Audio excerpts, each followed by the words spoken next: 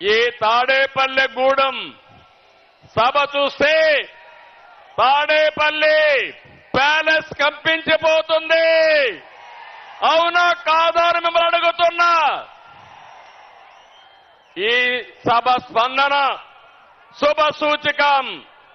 త్వరలో రాష్ట్రానికి మళ్లీ నవోదయం అది జరుగుతుంది. వచ్చే ఎన్నికలు రాష్ట్రానికి అత్యంత కీలకం. అందుకే రెండు పార్టీలు కలిసి బరిలో దిగాయి. మేము చేతులు కలిపింది మా కోసం కాదు, మా పార్టీల అధికారం కోసం కాదు, నా కోసమో పవన్ కళ్యాణ్ గారికి అధికారం కోసం కాదని మరొక్కసారి మీ అందరికీ విజ్ఞప్తి చేస్తున్నాను. మేము చేతులు కలిపింది రాష్ట్రం కోసం, 5 కోట్ల భవిష్యత్తు కోసం. ఇక్కడుండే యువత, విద్యార్థులు, పుట్టిన బిడ్డల కోసం, పుట్టబోయే బిడ్డల కోసం, వారి భవిష్యత్తు కోసం మేము కలిశామని చెప్పి కూడా నేను మీకు తెలియజేస్తున్నా.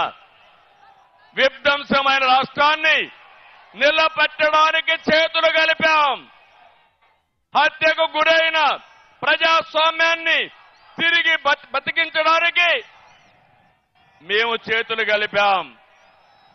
దెబ్బతిన్న రైతాంగం కోసం, మీ బిడ్డల ఉద్యోగాల కోసం కలిసి బరిలో దిగాం.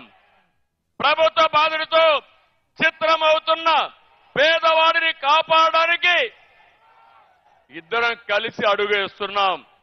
మా పొత్తు వైసీపీ విముక్త ఆంధ్రప్రదేశ్ కోసం, తెలుగువాడి ఆత్మగౌరవాన్ని కాపాడడం కోసం. నేను అడుగుతున్నా, తెలుగు వారికి రోషం ఉందా తమ్ముళ్ళు అని అడుగుతున్నా. మాకు రోషం ఉంది, సత్తా చూపిస్తామని గట్టిగా చప్పట్లు కొట్టి హర్షాన్ని, ఆమోదాన్ని తెలియజేయండి. ఒక వ్యక్తి అహంకారం వల్ల జరిగిన నష్టాన్ని ఒక సీనియర్ నేతగా నేను చూస్తూ ఊరుకొండలేను.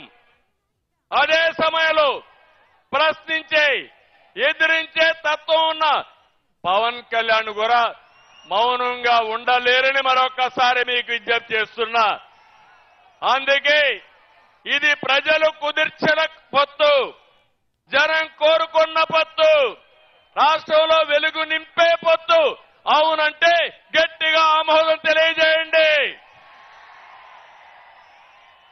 రాష్ట్ర పునర్నిర్మాణం కోసం మాతో చేతులు కలపండి, మాతో అడుగేయండి మనస్ఫూర్తిగా మిమ్మల్ని అందరినీ కోరుకుంటున్నా.